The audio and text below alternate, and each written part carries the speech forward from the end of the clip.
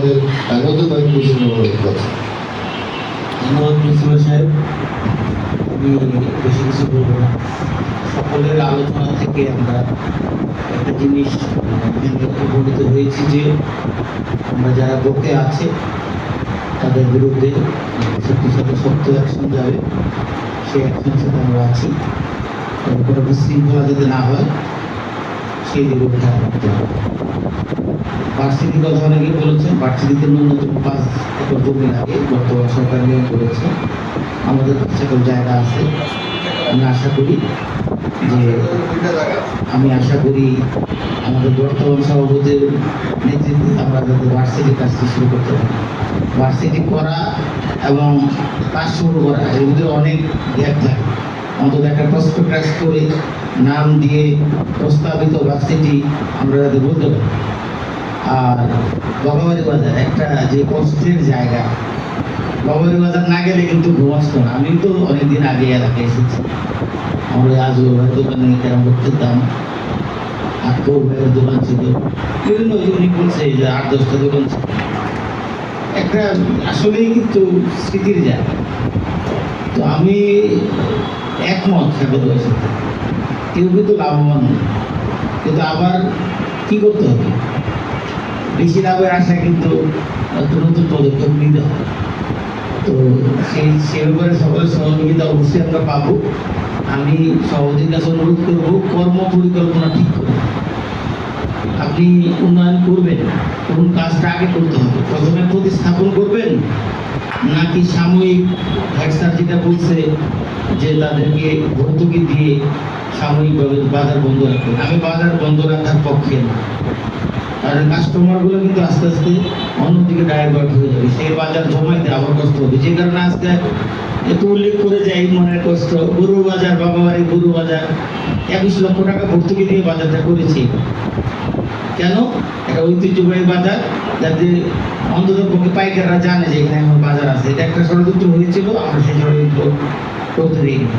আমি সাগর ভাইকে বলবো আবারও, আপনাদের আশেপাশে অনেক জায়গা আছে বসুন্ধরায়, আপনারা জানেন কোথায় খালি জায়গা আছে, প্রয়োজনে 1-2 বছরের জন্য লিজ নিয়ে বাজারটা টেম্পোরারি সেখানে প্রতিস্থাপন করতে পারে।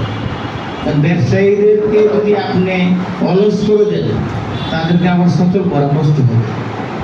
এটা খুবই কষ্টের, বিশেষ করে যারা পাইকার আছে তাদের সাথে যোগাযোগ, যারা কাস্টমার আছে তাদের সাথে যোগাযোগ থাকবে না, এখানে বাকির ব্যাপার আছে, এগুলো নিয়ে অনেক সন্দেহ সৃষ্টি হবে। তো আমি অনুরোধ করবো প্রতিস্থাপন করে কাজ শুরু করবে। আর যতদিন পর্যন্ত প্রতিস্থাপনের পর্যায়ে না যাবেন, সভাপতি সাহেব আপনি একটা ছোট্ট কমিটি করে দিয়ে বাজারে ছোট ছোট সমস্যা আছে, সারোয়ার আঙ্কেল বললো, এই যে ড্রেনেজের সমস্যা আছে, রাস্তার সমস্যা আছে, সিঁড়ির সমস্যা আছে, এগুলো কিন্তু চলমান, এটা করতে হবে। এগুলো চলমান না রাখলে তো এইটার দায়গুলো আমাদের নিতে হবে। বিগত লোক করে নাই, এই জন্য আমরা করবো না। হ্যাঁ, আমি এখানে 10 টাকা করবো, এই জন্য আমার যে ভাঙা ঘর আছে এটা কি আমি মেরামত করবো না? অবশ্যই করবো। যতটুকু করা দরকার মেরামত করতে হবে। এইসব বিষয়গুলোকে একটু দ্রুত পদক্ষেপ নিয়ে আমরা সবাই ব্যস্ত, আমরা জানি, কিন্তু এটা সুনির্দিষ্ট কিছু লোককে দায়িত্ব দিয়ে এই তদারকি করার জন্য সভাপতি সাহেবকে অনুরোধ জানাবো। আর পাশাপাশি আপনারা সকলে এই প্রতিষ্ঠানের প্রতি এতটা মায়া মহব্বত দেখাচ্ছেন, এর জন্য ধন্যবাদ জানাচ্ছি। এই প্রতিষ্ঠানটা আসলে একটা গর্বের প্রতিষ্ঠান। এই প্রতিষ্ঠানকে আরও জাতীয় সুনাম বৃদ্ধি করানো যায় এবং সকলে মিলে এই প্রতিষ্ঠানের যে প্রিন্সিপাল স্যার বলল, যে যদি ইনকাম বাড়ানো যায় অনেক কিছুই করা সম্ভব। যেমন এই যে দরকার ব্যাপারটা নিয়ে কিন্তু দীর্ঘদিন যাবৎ স্কুল এটা নিয়ে কত কাজ করতেছে। এবার সভাপতি সাহেব দায়িত্ব নেওয়ার পরে তিনি কয়েকবার উদ্যোগ নিয়েছেন যে দরবারে গিয়ে তারা মানে তাদের জায়গা পুনর্দখল করবে। যদিও এখনো সেই ব্যাপারে কার্যক্রম চলছে, দৃশ্যমান না, কিন্তু আমি চাই সভাপতি সাহেব আমাদের সকলকে নিয়ে, আমরা আপনাদের সকলকে নিয়ে এই কাজটা শুরু করব। স্কুলের কোনো একটি জায়গাও যাতে আর নষ্ট না হয়, এই ব্যাপারে সকলে সদস্য থাকবেন। স্কুল আমাদের সকলেই কষ্ট করে স্কুলের পাশে আসতে থাকবেন, সময় নষ্ট করে। আর সামনের দিকে ব্যক্তিগত কিছু সমস্যা হলে ফয়স্তান বলছে যে মানে 5 টাকা দিয়ে নেওয়ার লোক ছিল না, 500 টাকা দিয়ে নেওয়ার লোক ছিল না। কিন্তু ঠিক আছে, তখন আপনি নিছেন, আপনি তখনও বড় লোক ছিলেন, এখনও কিন্তু আপনি বড় লোকই আছেন। আপনি কিন্তু গরিব হয়ে যান। 500 টাকা গেলে আপনি উঠে যাবো, ঝড় গেলে বড় গাছের উপরে দিয়ে যায়।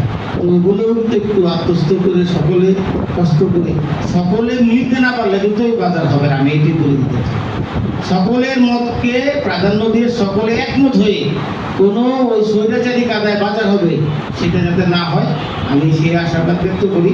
এবং সভাপতি সাহেবকে আমি আশা করি আমার এই যে সুনির্দিষ্ট বক্তব্যগুলো তিনি দৃষ্টিপাত করবেন, এই বলে আমি আমার বক্তব্য শেষ করছি। আসসালামু আলাইকুম।